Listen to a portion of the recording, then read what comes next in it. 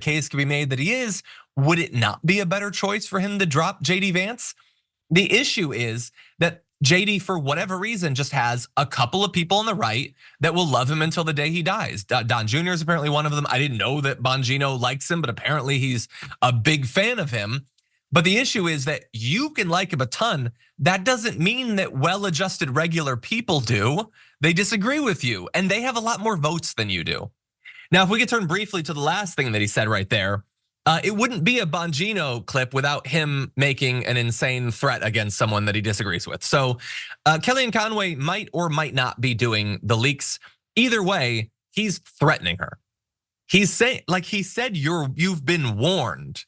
Okay, and I'm sure that if he gets enough criticism, he'll be like, no, I just mean that like I won't be nice to her in the future or whatever. I'm not threatening violence, except we all know exactly what he's doing. I'm not saying he's actually gonna do anything. I'm sure he's just as like flaccid and weak as all of these other right-wing men who goes on shows like this and makes like a big fuss and tries to act like an alpha and obviously isn't gonna do anything. He doesn't wanna lose his lucrative job by punching Kellyanne Conway in the face or whatever. But he also knows his audience, and his audience loves these sorts of threats, particularly against people that are perceived to be traitors to Donald Trump. And so Dan Bongino can throw out a threat against Kellyanne Conway and he gets to look big and tough. Look at me, I'm threatening the woman or whatever. And his audience will eat it up and they just love it because she's a traitor and so she deserves terrible things to happen to her. And maybe that's it. Maybe that's the last you'll hear of this. Or maybe she'll get death threats. Or maybe one of Bongino's followers will show up outside of her house. Or maybe one of his followers will try to bash her skull in like they did with Nancy Pelosi and Nancy Pelosi's husband. That's the risk that they run. And I think all of them know that at this point, but they care more about market share for their podcasts than they do about the right that these people that they disagree with on some stuff, but not even that much, have to live. Anyway, some people have pushed back against it. This former GOP staffer, Kurt Bardella, pushed back saying open threats could lead to violence and should be condemned. I have a feeling they probably will not be widely condemned, but I would like it to at least be consistent and say that more political violence seems like kind of a bad thing. Anyway, that's all the time we have. I did notice in the chat we had a late appearance by the really chill guy himself, Jordan Newell, who maybe we'll be talking about seeing if he could appear on the show tomorrow because we had our guest drop out and he's really awesome and he is really chill. So maybe we could chill on a Friday, throw away some garbage people, but we'll be talking to him, put some pressure on him. Anyway, with that, that's all the show we have for today. We're gonna have some fun on the show to end the week tomorrow. And bear in mind, next week is the DNC. Kamala Khan, I know that's not how her name is pronounced, but that's Miss Marvel, as some people are now saying. And so that's gonna be very exciting. Prepare yourself for that. For now though, stay safe out there, stay sane out there. We'll see you soon.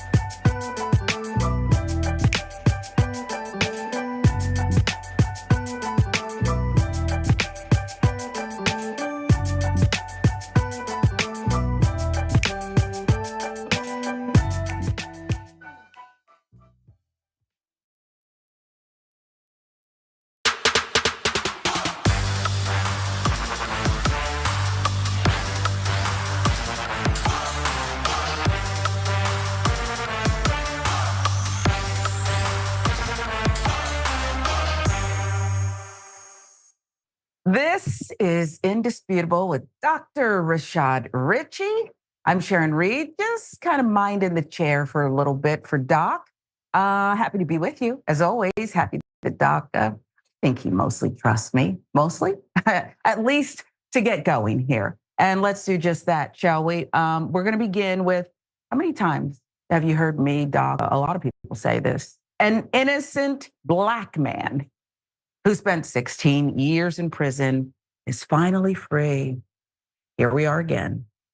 Here are the details. Arvell Marshall, a Brooklyn man who spent 16 years in prison for a 2008 fatal shooting, was freed after surveillance video previously withheld during his trial, we'll get back to that, showed two other suspects near the crime scene, prompting the Brooklyn district attorney to overturn his conviction. Marshall, now 52, maintained his innocence despite his conviction in the 2008 shooting death of 22-year-old Mustafa Amaria of Brooklyn. After 16 years, movement in the case.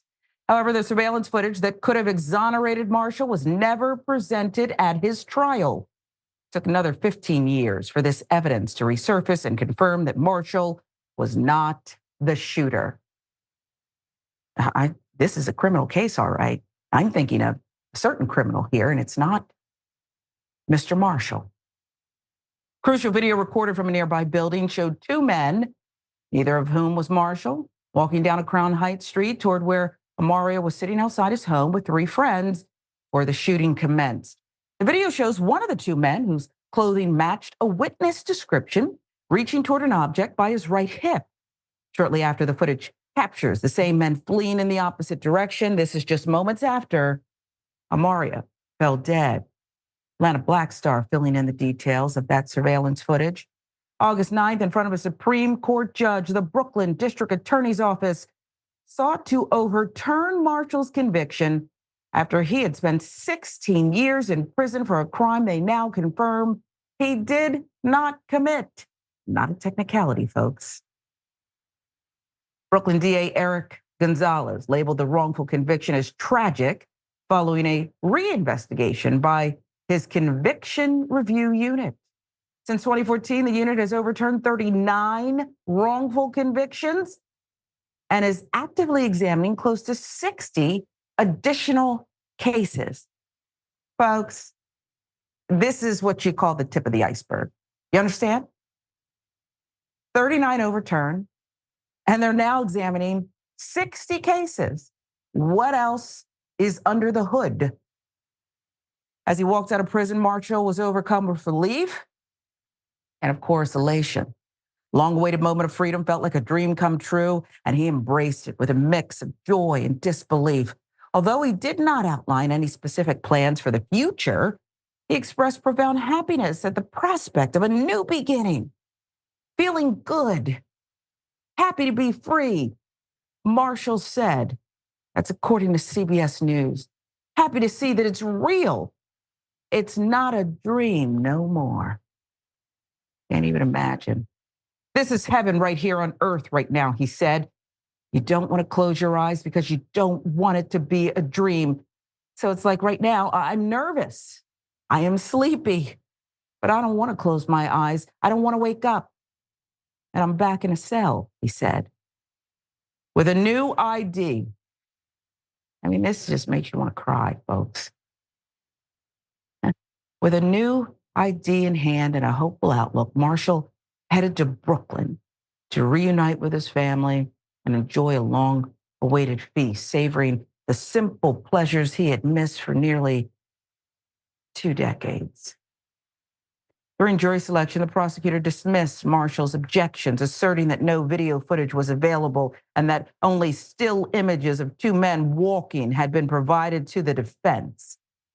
Later in the trial, it emerged that these images were derived from a video, which the prosecutor described as unreadable and inaccessible, as detailed in the review unit's findings. The trial judge just accepted the prosecutor's assertion. I mean, prosecutors don't lie, do they? They're here to uphold justice, the law. Okay? They're supposed to be fair. This sounds like foolishness, not by one. This sounds like foolishness by those who were there.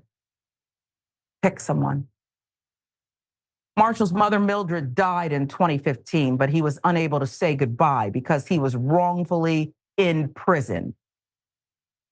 Marshall's ongoing requests to watch the tape during the trial were denied, according to Brooklyn DA Eric Gonzalez. That evidence was said to be unplayable. They didn't have the technology or ability to play it, Gonzalez said, according to CBS. I don't believe that. And why would we? Why would it take 15 years for this to emerge? Just asking, just a question. More recently, Marshall's attorney argued that he had an alibi and that the case should never have gone to trial. The newly uncovered video evidence supported this claim, and Marshall was set free. But oh yeah, the real killer was never apprehended.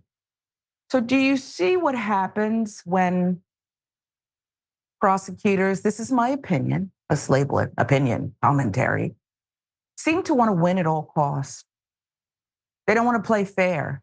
Remember, you're a prosecutor. You have all the tools, all the money. You are armed with the state. You have it all right at your disposal.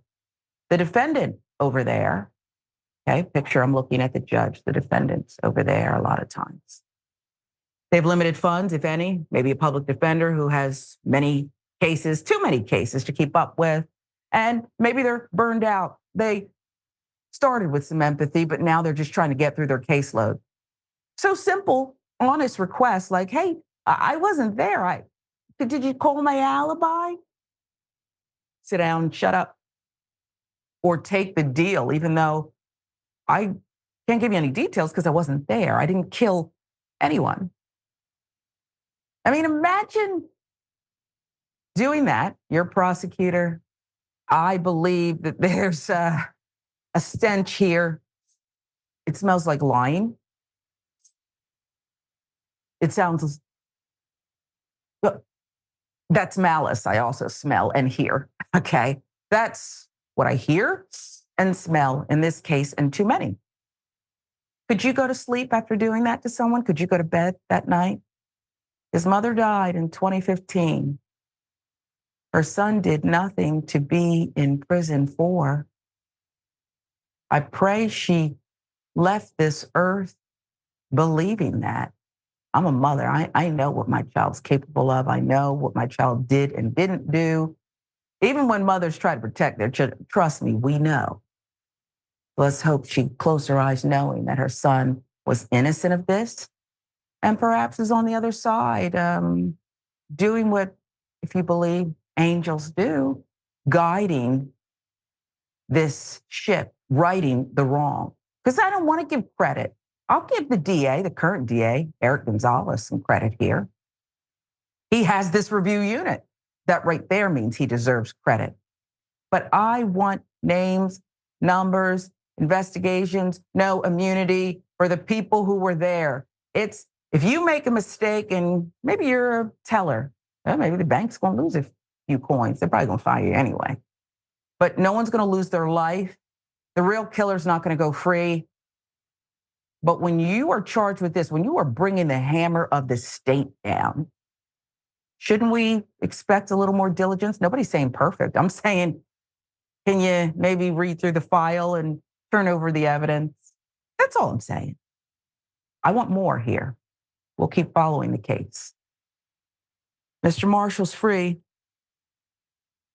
but he deserves to be made whole. Can't do that. Can't give him the time back. But you know what I'm talking about. Money, that's all we got. And accountability.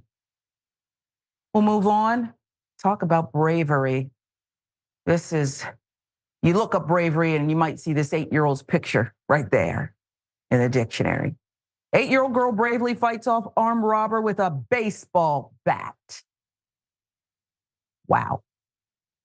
Surveillance video caught the daring moment. An 8-year-old girl thwarted an armed robbery at a big discount liquor store in Maplewood, Minnesota, by beating a would-be robber with a baseball bat. The incident has caught the attention of local and national news.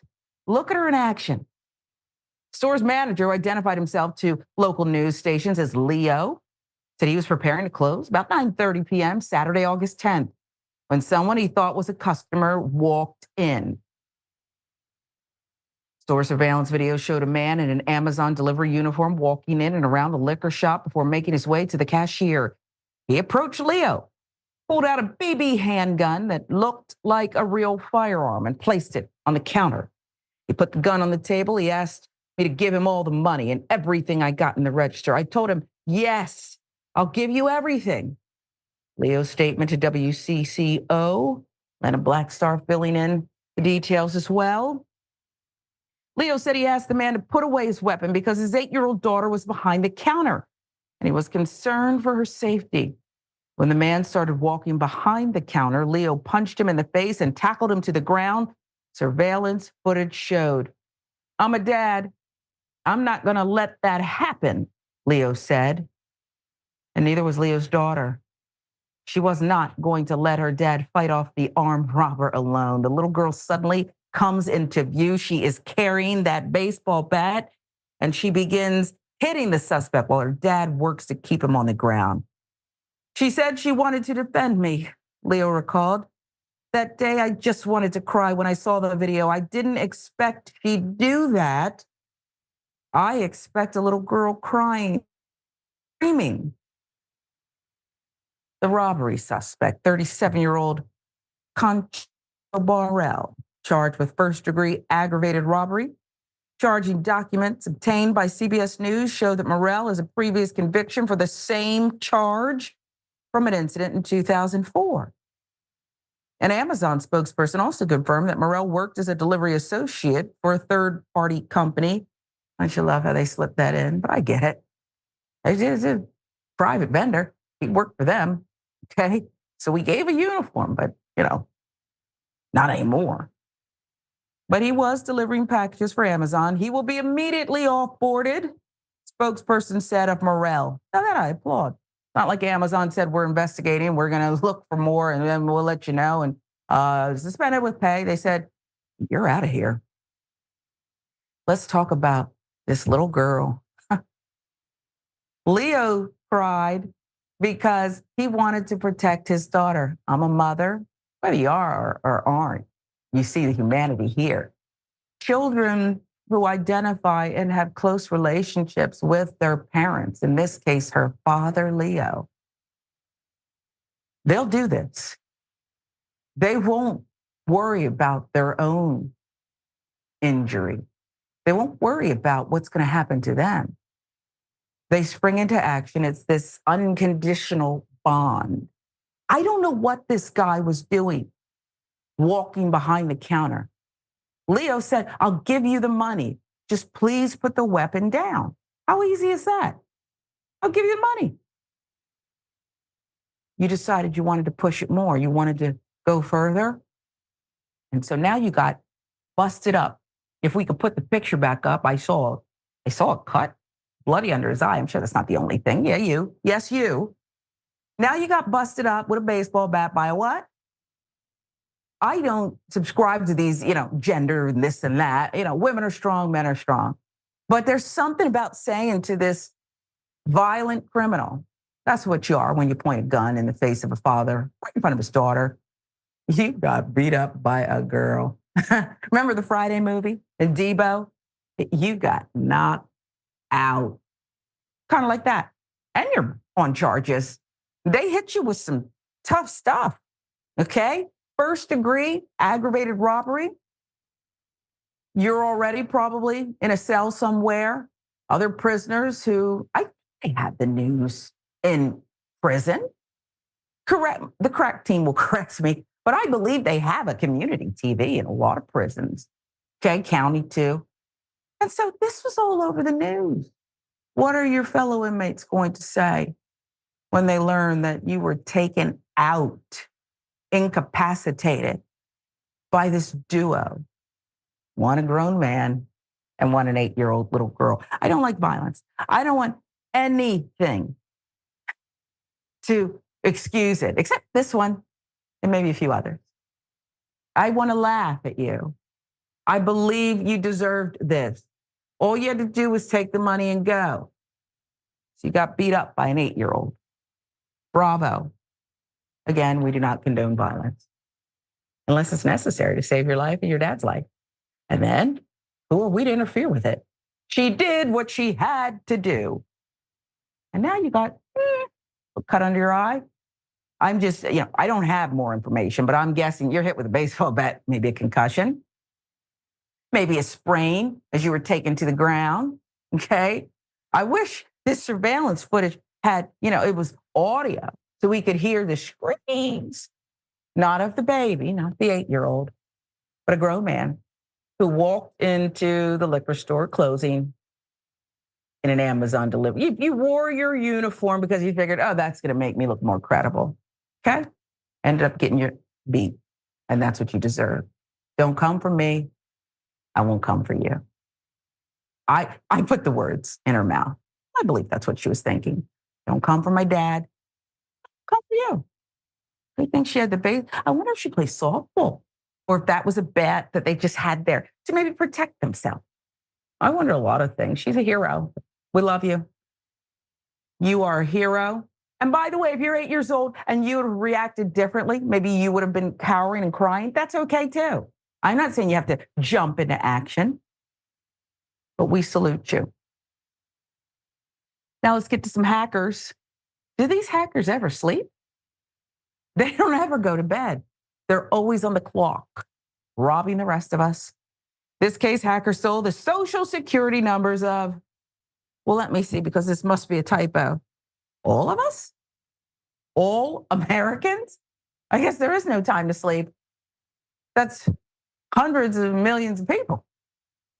All Americans. Team, can you confirm that the hackers stole the security numbers of all Americans? And they are saying yes. It's not a typo. America, look at your life. CBS News Money Watch has this one. A new lawsuit claims hackers have gained access to the personal information of billions of individuals. Oh, billions. I stand corrected. Including their social security numbers, current and past addresses, and the names of siblings and parents. Basically, any personal data that could allow fraudsters to infiltrate financial accounts or take out loans in their names. Well, good luck. I already got enough loans in my name. They're not going to approve much credit. But this is a problem nonetheless. Okay. I'm not going to really be out anything. Trust me. They'll move on to the next number. Allegation arose in a lawsuit filed earlier this month by Christopher Hoffman, a California resident, who claims his identity theft protection service alerted him that his personal information had been leaked to the dark web by the National publicdata.com breach. And that is exactly what it sounds like. You're talking about a national data. That's all of us. Lawsuit was earlier reported by Bloomberg Law. Breach allegedly occurred around April 2024 with a hacker group called USDOD exfiltrating the unencrypted personal information of billions of individuals from a company called National Public Data, a background check company, according to the lawsuit. Earlier this month, a hacker leaked a version of the stolen NPD data for free on a hacking forum. A tech site, Bleeping Computer, reported. Okay, so they leaked it for free. It's like taunting you. I'm not even going to charge for this. That's what they did. They just put it out there to say, we got you, baby. We got you. It's just so sad. That hacker claimed the stolen files include 2.7 billion records, with each listing a person's full name, address, date of birth, social security number, and phone number. Bleeping Computer said MPD did not immediately respond to requests for comment. Now, I usually frown upon that, but what the hell could they say? It's true. I don't know what they could say. This is where even a PR person would probably advise them to just put on a recording on the line. Don't pick up. That just says, we messed up. And then drop the line. You can't leave a message. We messed up. Watch your bank account. This is epic. According to the new lawsuit, USDOD on April 8th posted a database called National Public Data on the dark web, claiming to have records for about 2.9 billion individuals. It was asking for a purchase price of $3.5 million, the lawsuit claims. However, Bleeping Computer reported that the file was later leaked for free on a hacker forum as noted above. You see what happened here? And I knew it. I just didn't say it a couple seconds ago. They told you, pay us a little bit of money or else we're going to embarrass you. And someone at MPD said, we don't negotiate with terrorists. I said, okay. We're going to give you 48 hours. Maybe they said 72. Maybe it was the weekend. And if you don't, we're going to expose you. And that same lady, that's who I picture. She did not kick it up. You got to kick it upstairs. Now it's above you. She instead said, sorry, I'm not going to be threatened. Maybe she thought it wasn't real. Thought it was another prank call. Kids have been calling the line. I don't know. But they made good on the threat, didn't they? You didn't turn over the 3.5. They made good on the threat. Did NPD alert individuals about the hack? Well, that's a silly question. Of course they did. I mean, you saw all of our information, every American. Why wouldn't they tell us, right? Of course they did. Let me read further. Well, it's unclear. Although the lawsuit claims that NPD has still not provided any notice or warning to Hoffman or other people affected by the breach, AKA all of us. In fact, upon information and belief, the vast majority of class members were unaware that their sensitive personal information had been compromised and that they were and continue to be at significant risk of identity theft and various other forms of personal, social, financial harm, the lawsuit claims. Information security company McAfee reported that it hasn't found any filings with state attorney general. Some states require companies that have experienced data breaches to file reports with their AG offices. Again, CBS News filling this in. McAfee, of course, they tell us they can protect us from viruses and these things. So they want to, get out in front of this and say, now we're still here. We've been checking on your behalf. This company has not alerted you. So what should you do to protect your information? Well, security experts recommend that consumers put freezes on their credit files at the three big credit bureaus, Experian, Equifax, TransUnion. Freezing your credit is free, and it will stop bad actors from taking out loans or opening credit cards in your name. Also means you can't do it. You have to freeze, unfreeze, freeze, unfreeze. But it's better than, I guess, being left with nothing. You can also get a tracking service that will alert you if your data appears on the dark web. And you should make sure to enroll in two-factor authentication, which will make it tougher for hackers to get access to your accounts. Look, if you want to call yourself, NPD, right? You have everyone's information, you have billions of files. Then I do say you have to be perfect. You have to be constantly guarding against this. If the hackers don't sleep, you can't sleep. You have to be vigilant. And I get it. Bad actors are constantly looking for an in, okay? It's like these con men who stand outside the funeral home ready to comfort a widow. They know she's about to get the insurance check, or maybe it already cleared her account. And they suddenly appear. I'll make you feel better. I'll be there for you. Let me take care of you. It's what your husband would have wanted. And they're just going to con her, okay? Maybe it's too many Lifetime movies for me, but they're out there. And so are the hackers. So in a way, I feel for MPD. I don't know how the hackers got in, but they're very smart, okay? The same people who go into tech and work and have these, brains, these big brains, I call them. They're the ones that are protecting us. Well, some of the big brain people, they break off. They say, I don't want to work in a company. I don't want to go in. I don't want to follow your rules. Or maybe you messed up my lunch break and now I'm mad. I don't know. And I'm not accusing an ex-employee. I'm just saying, if you have the ability, you can do this. And so they did. But here's where you lose and you're not good actors. The minute it happens, do you know how much fraud you could prevent if you alert? Yes, people are going to be upset. Yes, people are going to be angry. How did this happen? How dare you? But this said it happened in April 2024. And according to the lawsuit, I got a stack of mail here I didn't open, but that's just me. It appears that you, NPD, did not alert the public.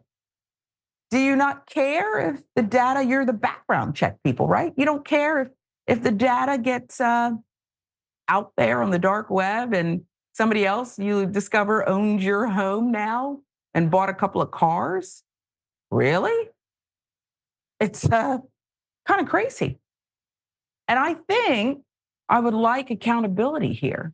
But oftentimes, as we know on this program and this powerful network, the TYT network, government background, these big agencies like Boeing, oftentimes they escape ultimate accountability. I'd like to see it happen. Remember, we like to have stories on that you can relate to in some way, impact your lives or your sensibilities. This is a no-brainer. All Americans, your data has been breached. Alert, alert, breaking news. Sadly, we have to deliver the information to you because the company responsible for safeguarding that information hasn't notified you. This is Indisputable with Dr. Rashad Ritchie. I am Sharon Reed, just minding the chair for Doc. Much more to come.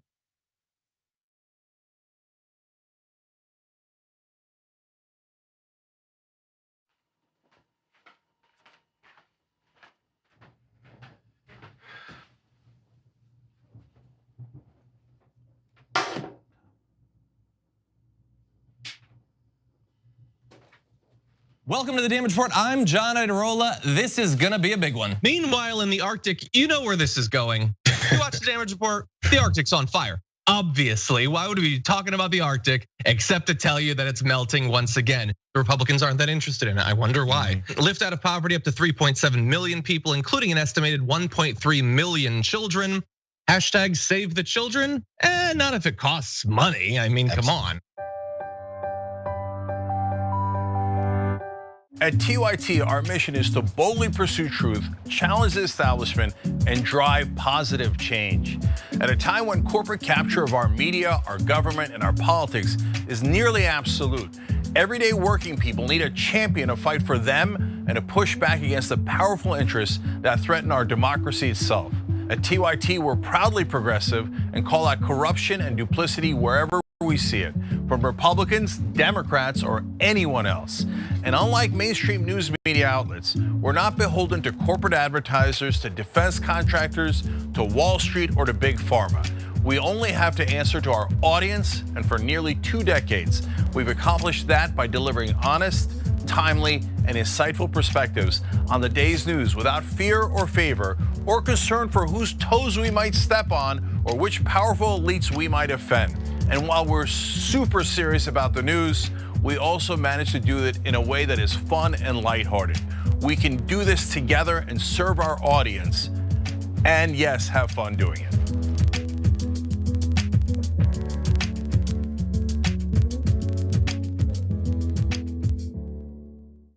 Indisputable is still the fastest growing news show in America compared to CNN, Fox News, and 30 other networks. We tell the truth on Indisputable because the truth is indisputable. We go places that other news media outlets refuse to go. When there were human rights abuses happening at the Victorville prison, guards and members of the community contacted us. You, through your investigative reporting, unearthed very troubling allegations about specific forms of abuse and discrimination in the federal prison system. It really doesn't take much to be a trusted voice.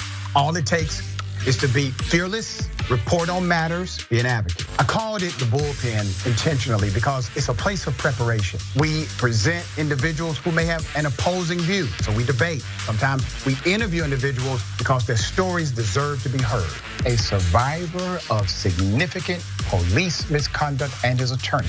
We covered this story earlier and to remind you of the horror of one man being shot at damn near 100 times by the police. We take time on this show to showcase the temper tantrums of Karens in the wild. We do this not because we want to see people's emotional outbursts in public, but because these incidents are emblematic of a bigger societal issue taking place across the nation, and it has to be checked. My friend, my big homie, attorney at law, Benjamin Crump. I just want to thank you, man. Educated, articulate brothers like yourself speak truth to power. It makes a great difference in changing the landscape in America. So listen, no matter what you do, don't allow the politics of ideology to evaporate the soul that still exists inside of you. They don't stop, I don't stop. Racism won't stop, I won't stop. Systemic bias won't stop, I won't stop. People still need health care, so I won't stop. People still need criminal justice systems reform, so I won't stop. You won't stop either.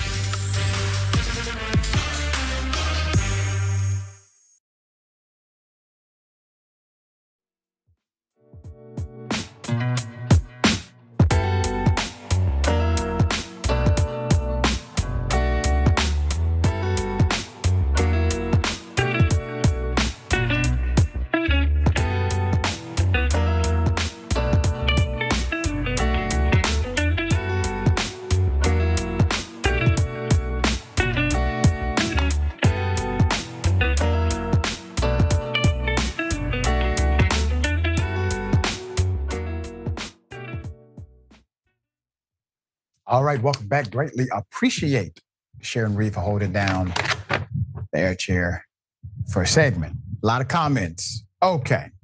Yep, Mr. Hong Jun. It's heartbreaking to know that there are many people like Mr. Marshall. I'm happy at least that he got out. Yeah, and the reality is many more people are incarcerated wrongly, and more exonerations happen by the day.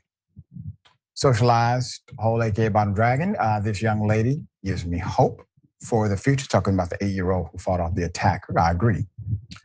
Tony Bailey, welcome to Disputable. And Obadiah Hotep B1, member for 24 months. Thank you. I know one thing. When they try to steal my identity, they're going to see how broke I am. They're going to send me some money. That is hilarious. All right. Yeah, that's something for you. Ladies and gentlemen, I wish Karen would. You want to call the police on them for having a barbecue on a Sunday. I feel free! Back off! I'm going to tell them there's an African-American man threatening my life.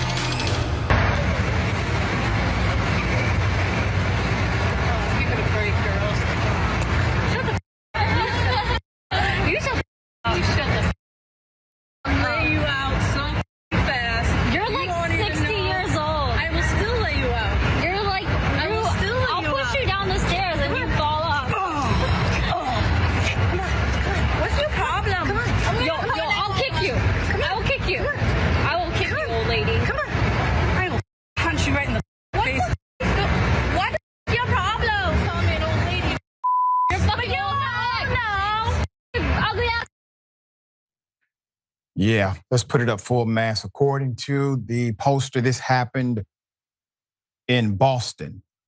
We don't have more details, but I think the full context is provided. Young lady's taking a picture. There's a not so young lady who's upset by this and wants to fight. And obviously she picked up her boxing lessons from the Cowardly Lion. Yeah, that's right. Put him up. Sharon, I don't know what's going on here, but I mean, I do. The Cowardly Lion. Was this a sequel or something? Okay. I thought they knew each other at first. What are you doing? Minding their own business? Maybe TikToks get on people's nerves at this point, different generational something, I don't know. But there's a lot of people, and you're young, Doc. I mean, you're probably on TikTok. Why so angry in Boston? Okay? You're right. I still won't go there unless I passing through, get cheap lobster. And I don't mean to disparage all Boston, but why are you doing this? Yeah. Okay. Not a good look. With the lion, right? Right. What are you doing?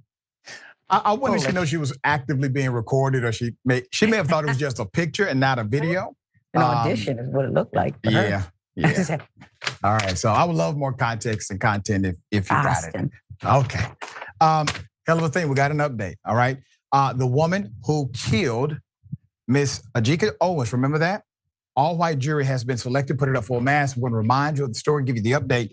Update in Florida.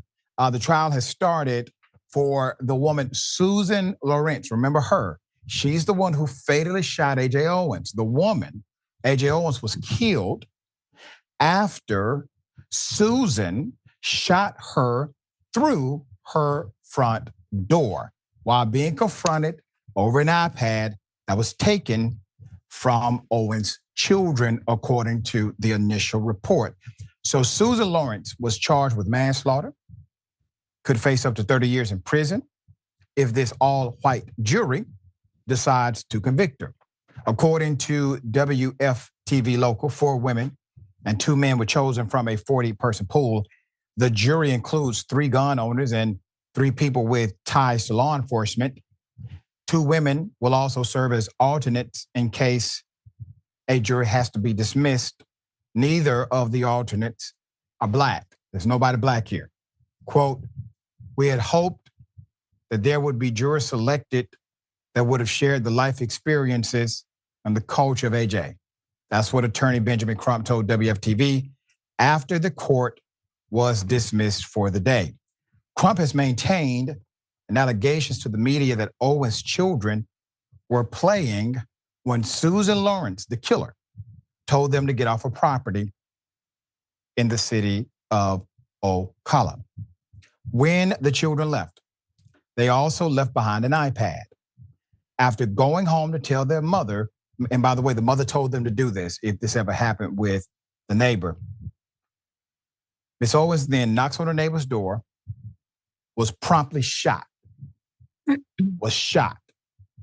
through the door. Owens was later pronounced dead at the hospital. Defense attorneys tried to portray A.J. Owens as an angry individual, setting up a self-defense claim as to why Susan Lawrence pulled the trigger. A.J. was pounding and she was cursing. Defense attorney Maurice Carranza told jurors during opening statements. He said that Owens had threatened his client and she feared the woman would break the door down. Prosecutors pushed back, saying the door was locked and that Owens never had a weapon. In June 2023, a Florida prosecutor declined to upgrade the manslaughter charges to murder charges and said there was insufficient evidence that A.J. Owens was the victim of a murder. State Attorney William Gladson said while explaining that he and his office cannot prove Susan Lawrence had a depraved mind toward the victim at the time of the killing, WCJB reported. And I call BS on that prosecutorial note because they could have easily included that charge and then manslaughter would have been the included lesser charge. But let's go back to what happened initially. Remember, it took damn near a national movement just to get the woman properly arrested and indicted for the crime. Another dynamic that is not mentioned in this particular story, but was part of the initial narrative, is that she was a known racist and has said many remarks that were biased or bigoted in nature. In addition to that, she abused the children. She physically had contact, unwanted contact with the children. The list goes on and on. So you see all of these elements that surround this one individual who obviously has aggression and animosity toward the entire family. So definitely other charges could have been affixed here, but they were not. To shoot someone, to kill someone through the confines of your home while your door is locked is murder. In my opinion, that is murder, period. All right. So now you have an all-white jury. Multiple jury members are obviously gun owners, and the other ones have significant ties to law enforcement. There you go. Justice. All right, Sharon, hell of a thing. Thoughts here? Here are my thoughts, Doc. The prosecution, as you noted, and I think you're saying, it seems that when it's always this kind of setup scenario, I'll call it, that they seek to really peel back and make sure things aren't overcharged.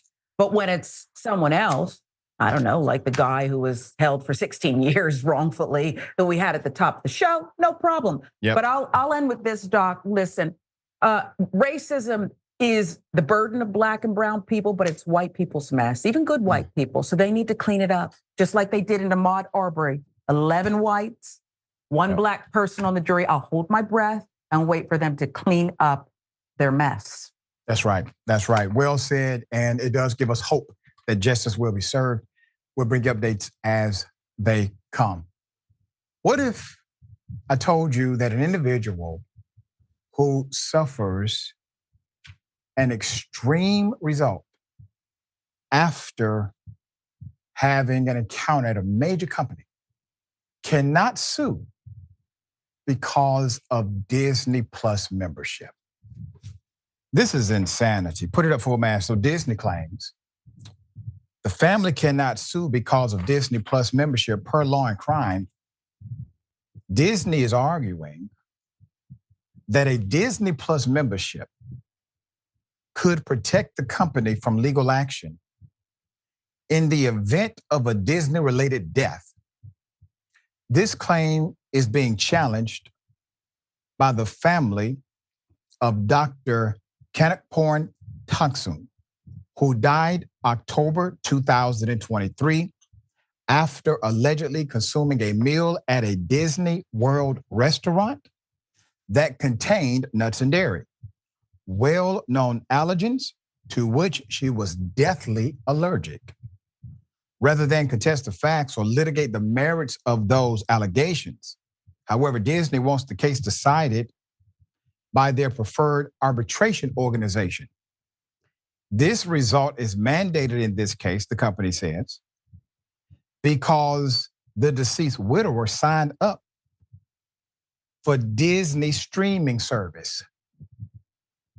And in doing so, signed a contract, which agreed that any and all disputes with the company would be decided through the use of mandatory, binding, third-party arbitration. Attorneys for the deceased woman's estate are in turn imploring a judge to reject what they call an incredible argument. They say Disney's position would mean that anyone who signs up for a Disney Plus free trial will have forever waived the right to a jury trial enjoyed by them and any future state which they are associated. And I got to tell you, before I give you the rest of the story, this is one of those cases that makes a great case to get rid of all of these mandated arbitration agreements allocated inside of private companies in particular, because it does waive your rights in a way. It does waive your absolute right to simply seek a remedy through the courts if the contract is drawn a particular way. So the plaintiffs argued in a 123-page filing on August 2nd, quote, as can be seen from the prior sentence, this argument borders on the surreal. As Law and Crime previously reported, Jeffrey Piccolo filed a wrongful death lawsuit in Orange County Circuit Court. This was back in February for his wife's death. Piccolo, his mother, and Tong Soon dined at Raglan Road Irish Pub in Disney Springs. That was October 5th, 2023. They chose the restaurant because Disney and its staff assured them that the restaurant had proper safeguards to protect patrons from food allergies, according to the lawsuit. The lawsuit against Great Irish Pubs Florida and Disney World also states that Raglan Road advertises food allergy accommodations as a top priority, allowing guests to consult with a chef or trained staff. The plaintiff relied on these claims when choosing the restaurant for dinner. However, Tong Soon still died from an allergen or allergic reaction later that night. And that does not appear to be in dispute by Disney. Per the autopsy report, the medical examiner determined that she did die accidentally as a result of this ingestion. The report also showed that the doctor had very high levels of nut and dairy allergens in her system when she passed away.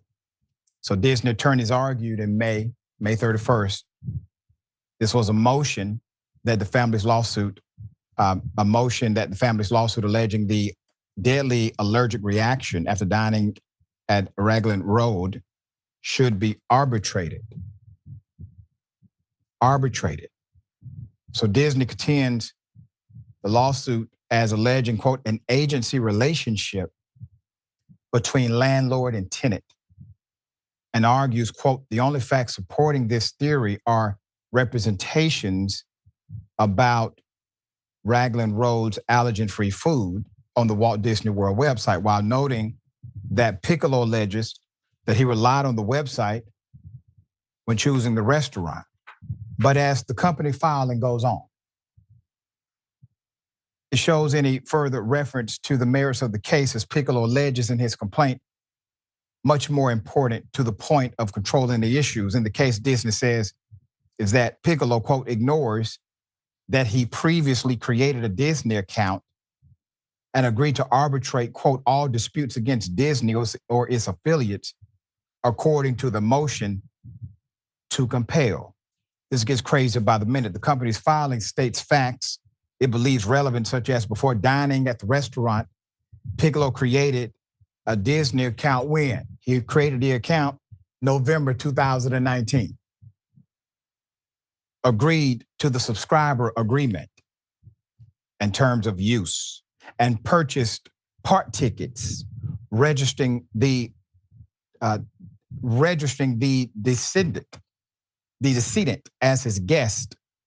He could not have completed those actions without agreeing to the terms and conditions. Believe me, it gets worse. The company's May 31st filing also references some legalese from that subscriber agreement. They claim is operative, fully operative right now. Disney argues that Piccolo agreed to let the arbitrator, not the court, decide on the interpretation and the enforceability of the arbitration clause, describing it as a broad delegation of authority. Earlier this month, Piccolo's attorneys filed a response containing some harsh language to argue against the arbitration bid. Quote, there was simply no reading of the Disney Plus subscriber agreement. The only agreement Mr. Piccolo allegedly assented to in creating his Disney Plus account, which would support the notion that he was agreeing on behalf of his wife or her estate to arbitrate injuries sustained by his wife at a restaurant located on the premises owned by a Disney theme park or resort from which she died. The family's response motion reads, frankly, any such suggestion borders on the absurd, end quote. Piccolo's attorneys also say Disney is actually wrong about the agreement their client signed. In a footnote, the lawsuit says the billion-dollar multinational company incorrectly relied on testimony that the Disney Plus subscriber agreement is between Disney DTC and or its affiliates by erroneously quoting language from the Disney terms of use rather than the actual subscriber agreement of Disney Plus. And the plaintiffs argue Disney is trying to enforce the arbitration agreement against the wrong legal entity. A court hearing in the matter is slated for October 2nd before the Orange County Court. Judge James A. Craner is on that case. Wow. Now, first of all, if this family did not have good attorneys to read through this mess and challenge the validity of the claim, they would likely be in trouble. They're already in conflict, chaos, and absolutely having to go through something they shouldn't. We already see that. So if this actually is a thing, and shame on Disney for even suggesting it, but if this is a thing, that means that everyone who subscribes to Disney Plus, even if you do the free trial membership, you have waived your right to civil remedy through the court if somehow you sustain an injury or a family member of yours has the ultimate and most extreme disaster happen, which is death. It makes me wonder, the fact that they came up with this argument, it makes me wonder, did they create the Disney Plus subscriber agreement in order to inoculate themselves from lawsuit in the future? Was that part of the plan? Because no one has ever made this kind of extreme argument that we've seen ever in case law. The attorneys are saying, not only is it a unique argument, it's a ridiculous argument. All right, Sharon, hell of a thing. Allegedly a responsible company doing something so extreme. It really shocks the conscience when you read the details of what they're trying to do in order to stop making an opportunity for justice for somebody that died under their watch. Yeah, I think you're definitely onto something here, Doc, about the motivation behind this. I don't think you can call yourself this iconic family company if you're doing this. It's gross. And frankly, I'm fine to cancel. I've been through all the episodes of Dance Moms. I saw all that bad behavior. And I don't need to undertake this. It's devious. It's devious. You got the legal training, but I call it devious. I don't know if that's a term you'd use in court, but that's how it feels. Well, definitely. We'll say shock to conscience, but it really does. Their legal defense is insane, and they're not even talking about merit of the case whatsoever. They have seemingly accepted liability, but they want a technicality here. All right, we'll bring you updates as they come. We got more on the other side. It's indisputable. Stick and stay.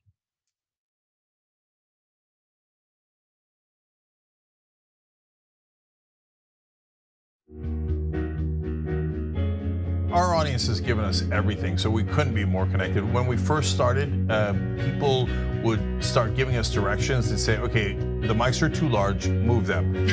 Turn them into lav mics. I mean, they were incredible. And then one guy walked in and gave us a really expensive switcher and said, you guys need this, and walked out. Okay, it's amazing. They helped us build a studio. They did a $2 million funding campaign for us. And so they really are us. We do this show together to the point where some of our hosts are even former listeners. So when we say that the audience is part of TYT, we really mean it. I think what the audience also appreciates is especially if they're members, they really get an inside look into who we are, our personal lives, what drives and motivates us. It goes beyond just storytelling. I think that what we do is allow our viewers and our listeners into our daily lives, and we give them kind of like this inside look into everything that we're passionate about and why it is that we're doing what we're doing, right? Like the motivation behind what we're doing, I think, is important for our audience to know, and we're not shy about sharing that with them. And it's different from what people typically see in legacy media outlets where everything is kind of dry and robotic and there's really no personality or authenticity that comes along with it. Oftentimes when we're doing the show, I don't really think of it as me telling them stories. I think of it as us having a mutual respect and conversation with one another. And as I said earlier, I mean, not only do I feel that through the work I do, I'm informing our audience, but they inform me oftentimes as well. You know, they'll pitch stories to us. They'll tell us, you know, a certain perspective or angle to a story that we might have missed. And I love it. How in the world are you going to get the right to vote if you don't already have the right to vote? That's impossible. Reason they tell you things are impossible is because they don't want you to try. It only took 7 years for that to get an amendment to get a right to vote. Does this result in millions upon millions of Americans losing their coverage? And we've been waiting to find out, and now we know, yes, it will cut millions. Public education was supposed to be the way to equalize everyone regardless of their socioeconomic status. But if you come from a family that's poor, how are you going to afford grade school for your kids? This fight is about fairness and morality. It's about the American values.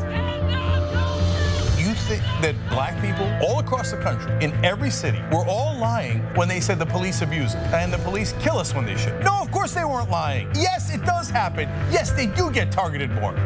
Why are we going to put immigrants in prison for 5 years, which American taxpayers have to pay for, if we're so concerned with immigrants using up our so-called resources? We're gonna do both. We're gonna fight Trump and we're gonna fight the establishment. It's not that hard. Yes, you can do both at the same time. Go tell them.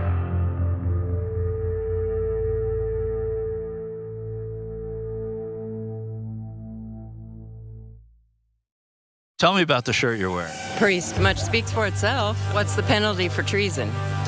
Death. Everything was phenomenal under Donald Trump, and now it's Obama calling the shots right now. It ain't Biden. So it's Obama calling the shots? I believe so. None of this would be happening if they hadn't stolen the 2020 election from Trump and we the people. If you could have an option of 4 years of Donald Trump as a dictator or 4 years of Joe Biden as a president, what would you choose? Donald Trump.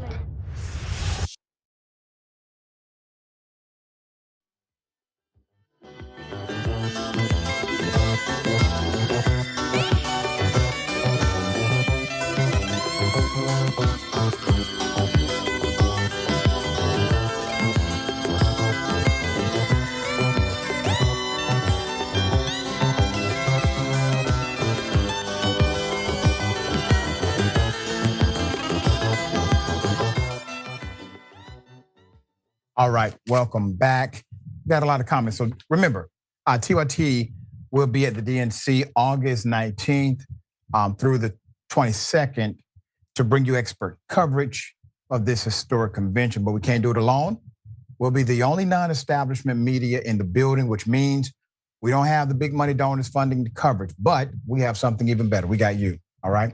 Support our coverage at tyt.com/DNC, tyt.com/DNC, and together we'll report the real facts on the ground in Chicago. You can also hang out with us in Chicago. We're hosting an in-person Operation Hope fundraiser. Get your ticket now, tyt.com/DNC. Your $27 ticket includes pizza and a meet and greet with the big homie, Jank, all right? Find everything you need now at tyt.com/DNC.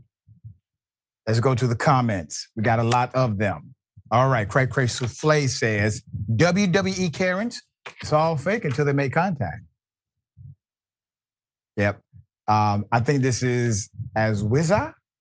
I always smile when I see the cute TikTokers of girls who feel confident. Good for her, standing up for herself. That's right. Jojo_Dragon, man, Doc, that's like gerrymandering the jury. Yeah, I don't see how the prosecutor allowed that to happen. Naughty's Maximus, turns out Mickey Mouse is just a louse. Giving everybody a bad name at Disney. All right, they work hard for their reputations. And Librio, mind your business is the quickest way to anger a Karen. They all want the spotlight. Then hate it when they get it right. Don't record me. I don't want you to. That means it's against the law. About the AJ story, Ms. C. Beasley, I recently watched her entire interrogation. She was obviously lying about the circumstances surrounding the incident. I remember that. All right, and yeah, Fidel Castor. So under this arbitration logic, Disney could host an event where they only let Disney Plus subscribers into the park, then bomb the entire park to ash without the possibility of being held responsible in the court of law. In theory, yes. That's basically what they're arguing. You are absolutely right. You could not go to court because you signed your right to judicial remedy away. You would have to go through their arbitration company. Hell of an argument. All right, a school, an actual school, refused to give treatment to a person who died of a seizure. Put it up full mass. The insensitivity of it all. Texas parents whose son died from a seizure he suffered at high school are now suing the school district in federal court. Let me tell you why. Jackson Mendoza was 14 years of age when he died on August 25th, 2022. At the time of his death, he was just a few days into his freshman year at Amarillo High School. The day before Jackson died, he suffered a seizure at school. During this episode, the school officials who were there, they refused to give him the medicine that could have saved his life. Jackson's family is seeking damages in accord with the Rehabilitation Act and the Americans with Disabilities Act on behalf of his estate. The lawsuit also seeks attorney fees and costs. Jackson's family has requested a jury trial to litigate their claims. So on the day in question, right around noontime, Jackson was running on the track at the Lone Star State Panhandle High School as part of a normal basketball warm-up routine. That's according to the filing. Quote, there were no circumstances indicating it would have been unsafe for Jackson to exercise outside that day, such as excessive heat or wind, the lawsuit reads. During his basketball warm-up on the track, Jackson reportedly fell into the ground and began seizing. Jackson had been diagnosed with epilepsy in the 6th grade, the lawsuit notes. As part of his condition, he had a 504 action plan on file with the independent school district. Now, 504 action plan is basically a plan that's negotiated with school officials for sometimes behavior, other times for issues that a student may have and special attention is required. So the bottom line, they were aware and they knew what to do. At least they had a contract. The 504 was a contract, had a contract as what to do when things like this happen. It detailed the procedures a school nurse and employees should take in the event that Jackson experienced an epileptic episode and or seizure, okay? So April Mendoza got a call at about 12:15 noon from the high school about a son's seizure, the lawsuit says. They told her that emergency medical services were on the way. Then she hung up, she called her husband. So Gabriel Mendoza Mendoza, to apprise him of the situation. And so at this point, they're thinking, okay, there's a seizure. You got professionals. We got a 504 action plan together. Nurses are obviously doing what they need to do. When Mr. Mendoza arrived on the scene, Jackson's basketball coach informed him that the child had been seizing for 17 minutes. The filing reads, typically, the seizures only last around 2 to 2.5 minutes. So Mr. Mendoza reports that when he arrived on the scene, Jackson was still seizing forth, frothing at the mouth, and had gray coloring. So the school refused to administer the emergency medication, which is inconsistent with their 504 action plan. A 504 plan is a well-known rubric of public education in which schools work to help remove barriers to education for children who might otherwise face difficulties due to their disability. But for some reason, in Jackson's case, the action plan was ignored. After being rushed to nearby Baptist St. Anthony Hospital, the child died the next day because the school officials refused to administer rescue medication. The lawsuit alleges. I'll put up the principal, Andrea Pfeiffer, and the superintendent, Doug Loomis. Law and Crime reached out to the school district for comment about the story. No response was immediately forthcoming at the time of the publication. I cannot imagine. Now, how is it that the entire school system decided not to engage the right of care, the responsibility of action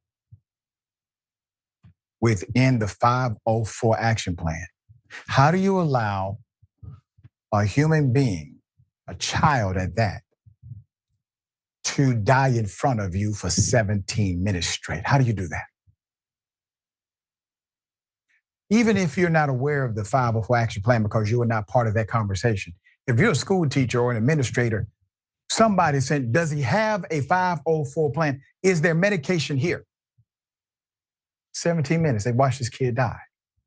Refused to administer aid. And there's absolutely no response from the school. Sharon, I know you think of your daughter when you hear insane stories like this. I think of my daughter when I hear insane stories like this, because you have a belief in the people you entrust your children to for a few hours a day to do the bare minimum. This was really the bare minimum. It's medication, got to get the medication. That's it. They didn't even do that. They just watched them die. Are you stupid or did you freeze up? Either one means you can't be the caretaker of children. Right. We cannot loan our children to you. You notice how these bureaucrats, these officials, these schools, too often the response is, well, we're just going to blindly follow protocol, even if the situation calls for something else. Yeah. This case, and now they all of a sudden want to deviate. You had the plan right there, basic operating protocol. Just follow it. That's all you had to do. Yeah. And it really makes you wonder. I've had these calls from parents, especially on my radio show, where they would say, listen, we have a 504 plan, but the plan has been ignored. And we continue to try to force the administration to utilize the plan. But in this case, it's not a behavioral issue. This is a life and death issue. And they decided to ignore the plan. And somebody is now dead, a child at that, and the school system is saying absolutely nothing. We're going to stay on top of the story, bring updates as the litigation moves forward. All right, we got more on the other side. It's indisputable, stick and stay.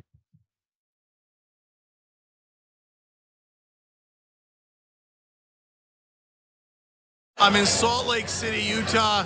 I'm at a Wolfpack gathering. We're growing. I see faces that I recognize, but I also see a lot of faces that I don't recognize, and that's fantastic. We are all taking time out of our lives to be here, and that's amazing. That means we truly believe in this. Make no mistake, everyone in this room is a leader in Wolfpack. Alaska, West Virginia, Montana, Georgia, Massachusetts, New York, New Jersey, everyone is here. All these folks paid with their own money and sometimes took vacation days to come here to strategize on how to get our democracy back and get money out of politics. Or you get more political power just because you have more money. This is why it requires a constitutional amendment. The process of winning in your state next year doesn't begin when session begins. It begins right now. To work to a goal, something this big that you're actually making a difference of, there's very few things in the world that really compare to that feeling. Equal rights to fair representation, rights for human beings, anti-corruption laws, and free and fair elections. That's what we are fighting for. What were the founding fathers? Revolutionaries. And they built revolution into the document. So Article 5 is the way we have to go. This is how you do it. You're in this as a team, you're in this together. The fight will always continue. That fight is not between the left and the right. That fight is between basically greed and humanity. So I'm asking you to put differences aside, whether you're conservative or independent or progressive, to join forces to say no more corruption. You get beyond the fear, you take that first step, and you'll change the world. What I want to leave you with, of course, is hope. And I want to assure you that if we keep fighting together, we're going to win together.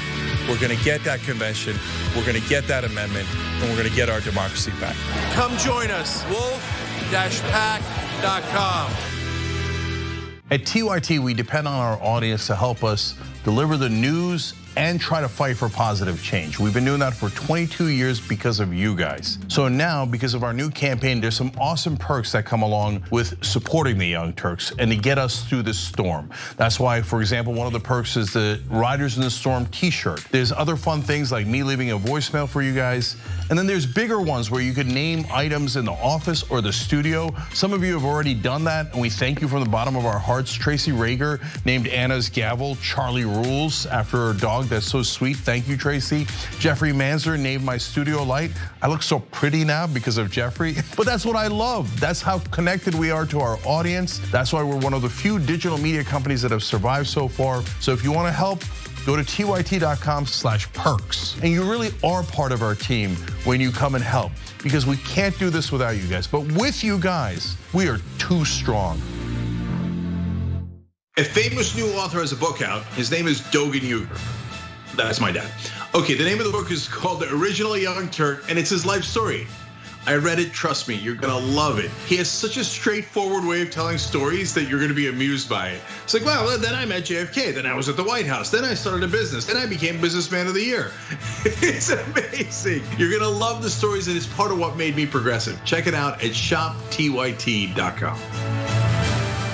I really love what y'all do on the Young Turks, man, and it's a very refreshing, voice.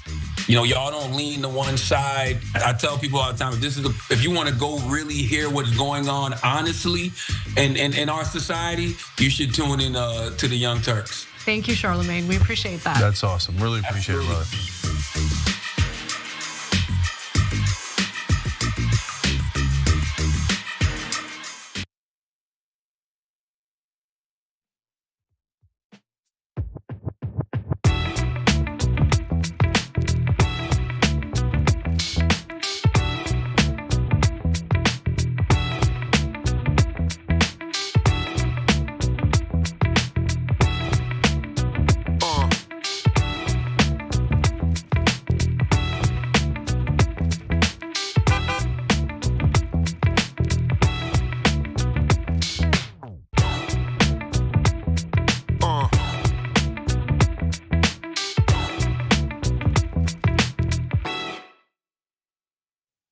All right, welcome back. A lot of show left. Let me read some comments. Before I do that, remember, Run DNC audience support. Donate $250 at tyt.com/DNC and score a special limited edition Run DNC shirt that you won't find at Shop TYT. While other Run DNC designs are available, this exclusive version is only yours with a $250 donation or more at tyt.com/DNC. All right, our goal is to raise $47,000 by the end of the DNC. When you donate, it brings us one step closer to the goal. All right, your contribution helps send team members to cover this historic event. Don't miss out on the opportunity to be involved and engaged. All right, good stuff. Buy it in flavored corn pop. Take that school in the district court. That's right. And Bob, I think this is Trish the second. That's scary. I have epilepsy. That's scary. It does. It is scary. David Morris, who stands there arms folded while a kid dies in front of them? I know. While the kid dies, that's the thing. You all are caretakers. You have a responsibility or a duty to care, a duty not to allow that to happen. You have a 504 contractual obligation, yet and still. All right. And Neon Death 07, after 3 minutes, there's risk of injury. That's right. That's right. All right. Hello thing. White supremacist Nick Fuentes, once Trump ally, now wages war on Donald Trump. Here it is. Depending on how things go in the coming weeks, we will begin deploying on the ground in the state of Michigan. That's where it will start. I'm headquartered in Chicago. If things don't get better, we will put boots on the ground in the state of Michigan. We will engage in other guerrilla political tactics in Michigan, which I will not disclose at this time. Michigan is a must-win, extremely competitive state with a very large Muslim population, which is deeply interested in the current policy regarding Iran, Israel, and Palestine. Our next step in escalation will be to take the Groyper War in person with boots on the ground and other assets in the state of Michigan. If things don't improve after that, we will escalate the Groyper War into every swing state in the country, including Wisconsin, Pennsylvania, Georgia, and Arizona. And we will persist in all of these actions, digital, email, other traditional and non-traditional tactics in every swing state until the election, which includes telling people to sit this one out and refrain from voting unless or until we see a real change in policy regarding immigration, foreign war, and a change in posture towards the loyal and disloyal personnel that operate inside the Trump movement. All right, put it at full mast. There's more, okay? Put it at full mast. So Fuentes was outraged by Trump's decision to tap Senator J.D. Vance as his vice presidential running mate because Vance's wife is Indian and Hindu. Okay, this is what happens when your friends are racist bigots, okay?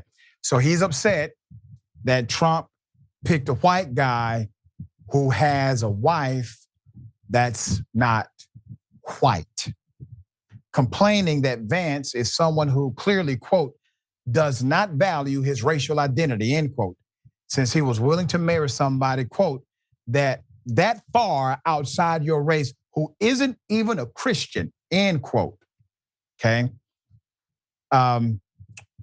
Fuentes is going to be really surprised when he finds out what color Jesus is. Following the completion of the Republican National Convention last month, Fuentes was fed up, declaring that he would not vote for Trump and that, quote, you could not bribe me to care about the election. But all of that changed last week when Fuentes reversed course and decided that instead of sitting out this election, he was going to actively work to undermine the Trump campaign in retaliation to allegedly abandoning the issues that Fuentes cares about. For what it is worth, Fuentes has a history of impulsively announcing ambitious campaigns that never materialize. So whether he actually has the capacity, resources, and motivation to follow through on these threats remains to be seen. But here's the thing. He got a dinner with Trump. Remember? He got a dinner with Trump. So what's really happening here? He has a dinner with Trump in the early stages of Trump's re-election campaign. He gets invited, they roll out the red carpet for an absolute racist, proud racist, white supremacist, holds white supremacist rallies, conferences. And they had a discussion. What do you think they're discussing? They're discussing white supremacy, and that's what they're discussing. They're discussing white supremacy. And when Donald Trump chooses a vice presidential running mate who has a Indian wife. Well, wait a minute. That's not part of the plan, Trump. That's not what we discussed at dinner. We discussed white supremacy, white power. What happened to that, Trump?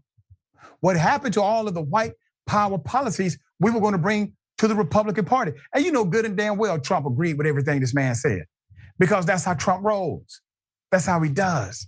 As long as you're in the room with him and you have something that he wants, like, I don't know, bigots who are willing to vote for him, and you act as if you can deliver these bigots, he will be a bigot. If you're going to deliver racists, he will be racist.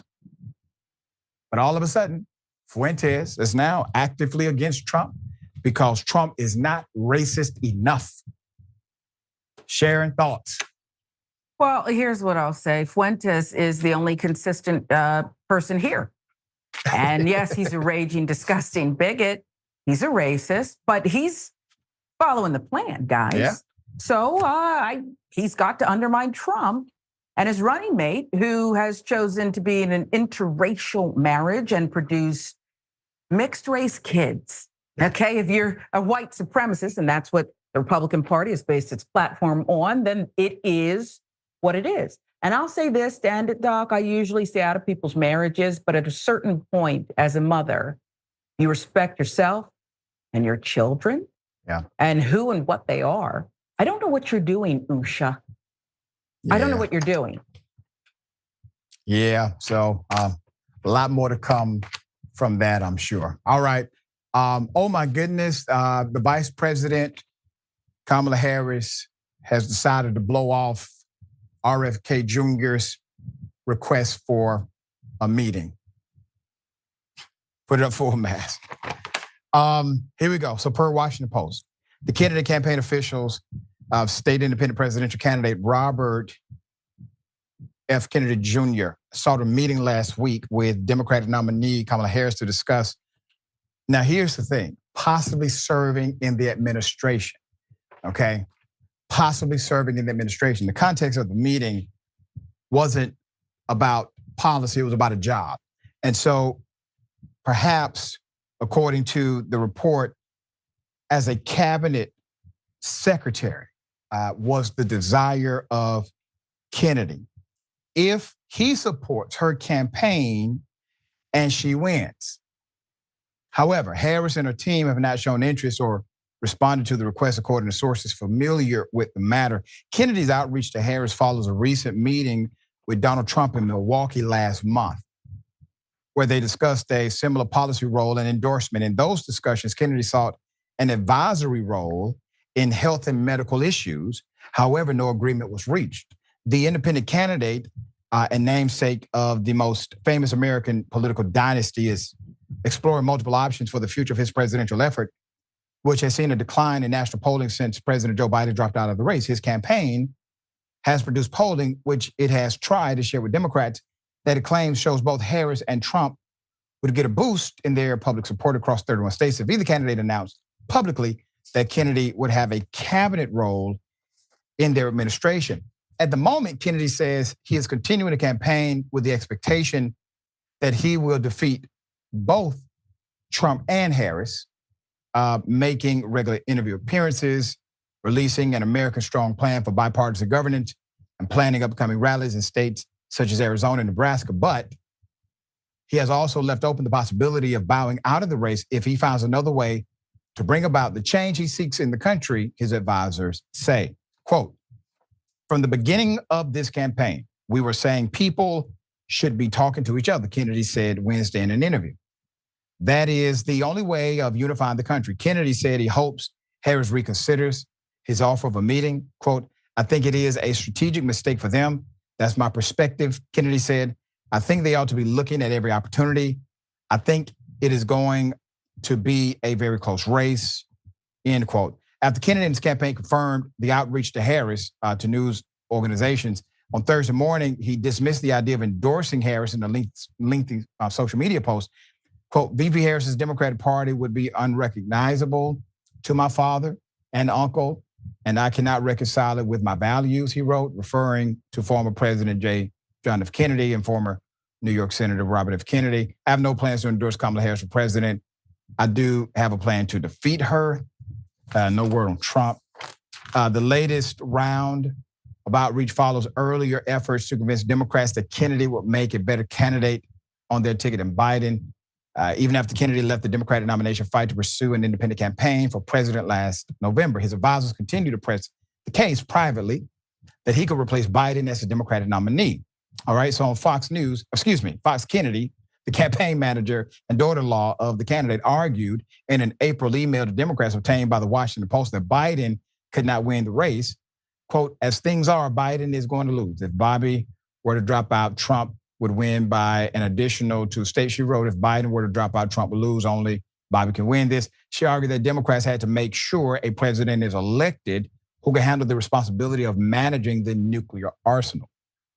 Quote, I don't want a president obsessed with the size of his crowds to be given the sacred charge.